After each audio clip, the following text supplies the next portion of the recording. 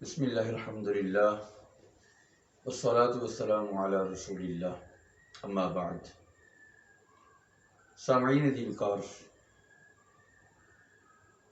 آج نماز کے متعلق آپ کی خدمت میں چند باتیں عرض کرتا ہوں۔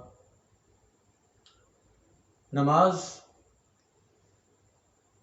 تمام اسلامی عبادات کی جامع ہے۔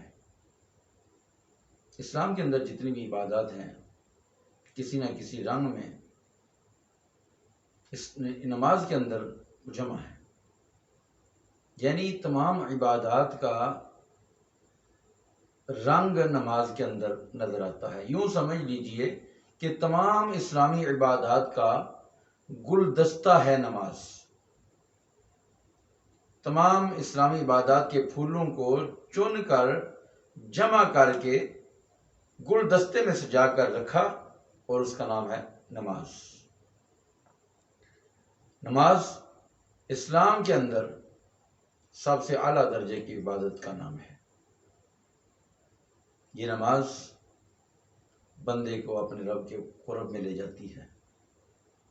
یہ نماز بندے کو بندے ہونے کا احساس دلاتی ہے اور اسے پیدا کرنے والے کی بارگاہ میں حاضری کا شرف حاصل ہو جاتا ہے۔ نماز ایک ایسی چیز ہے جس کی وجہ سے رب کا قرب ملتا ہے۔ جتنی دیر نمازی نماز میں مصروف رہتا ہے، اللہ تبارک و تعالیٰ کی حرام کردہ تمام اشیاء سے بچا رہتا ہے۔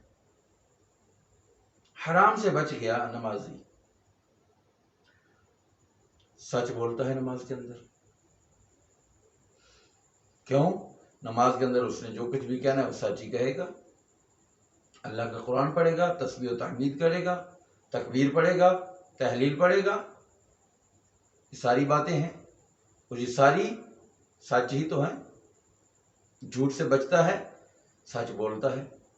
نماز کے اندر نمازی کو اعتکاف جیسی عبادت کا بھی مزہ ملتا ہے۔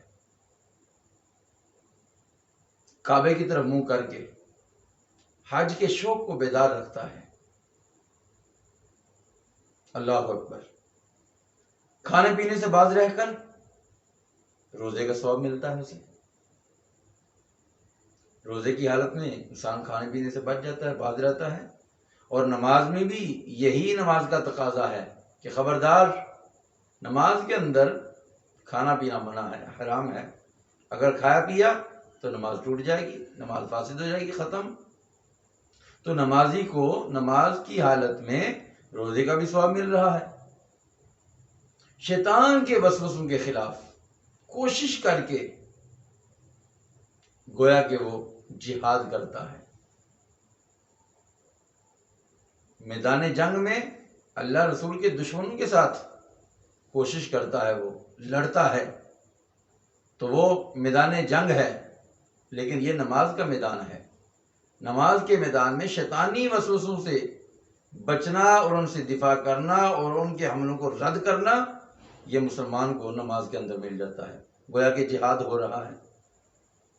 اسی طرح جسم اور لباس کو پاک اور صاف کر کے نمازی نماز میں کھڑا ہو کر اخلاص اور خدا خوفی کا بھی اظہار کرتا ہے اور اپنے لباس پر خرچ کر کے زکوٰۃ و خیرات کی برکتیں بھی حاصل کرتا ہے۔ اللہ اکبر۔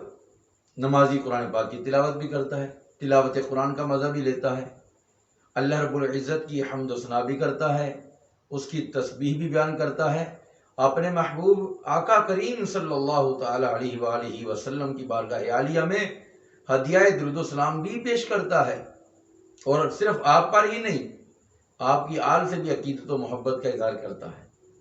اللہم صلی علی سیدنا و مولانا محمد وعلی آل سیدنا و مولانا محمد۔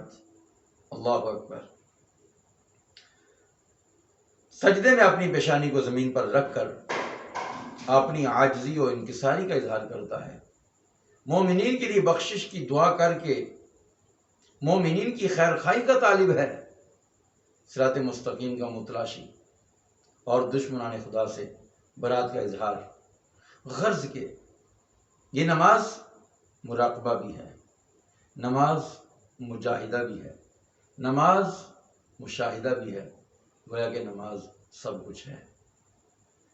اور یہ واحد عبادت ہے جو امیر غریب، بوڑھے جوان، مرد عورت، صحت مند بیمار، مقیم مسافر، بینا و نابینا، لولا لنگڑا ہو یا صحیح سالم، ہر شخص پر، چاہے وہ شاہ و گدا ہو، سب پر فرض ہے۔ کسی سے کسی بھی حال میں نماز ساقط نہیں، معاف نہیں۔ کھڑے ہو کر نہیں بیٹھ سکتے تو بھائی آپ بیٹھ کر پڑھ لیں، اگر بیٹھ کر نہیں پڑھ سکتے تو آپ لیٹ جائیے، لیٹ کر نماز پڑھ لیں، اور اگر لیٹ کر بھی اعضاء کو حرکت دینا دشوار ہے تو اشارے سے پڑھ لیں۔ اگر اعضاء حرکت کر ہی نہیں سکتے تو فقط اپنے پلکوں کے اشارے سے پڑھ لیں، لیکن نماز پڑھنی پڑے گی۔ نماز کی ادائیگی فرض ہے، یہ کسی حال میں، اللہ اکبر، حالت جنگ ہو یا حالت سفر ہو۔ سفر میں اگر سواری سے نہیں اتر سکتے تو سواری کے اوپر پڑھ لیجئے، اور اگر ٹھہر کر نہیں پڑھ سکتے تو آپ چلتے ہوئے پڑھ لیں، امن ہو یا جنگ ہو، بس ہر حال میں نماز فرض ہے۔ یہ کسی بھی مسلمان کو کسی بھی حالت میں معاف نہیں ہے۔ جب تک مسلمان کی زندگی میں اس کی سانسیں چل رہی ہیں، سانسوں کی ڈوری جڑی ہوئی ہے، اس وقت تک اس کے ہوش و حواس جب تک قائم ہیں، اس وقت تک اس سے نماز معاف نہیں، اور نہ ہی نماز کسی سے ساقط ہے۔ انشاءاللہ تعالی اسی نماز کی اہمیت کو سامنے رکھتے ہوئے، مد نظر رکھتے ہوئے، اس کے متعلق ابتدا سے، وضو سے لے کر انشاءاللہ تعالی بہت جلد ایک سیریز کا آغاز کرنے جا رہے ہیں۔ کوشش کریں گے انشاءاللہ تعالی آسان سے آسان انداز میں آپ تک شرعی حکم کے مطابق ان تمام مسائل کو آسانی کے ساتھ پیش کیا جائے۔ اللہ تعالی ہم سب کو صحیح معنوں میں نمازی بننے کی توفیق عطا فرمائے۔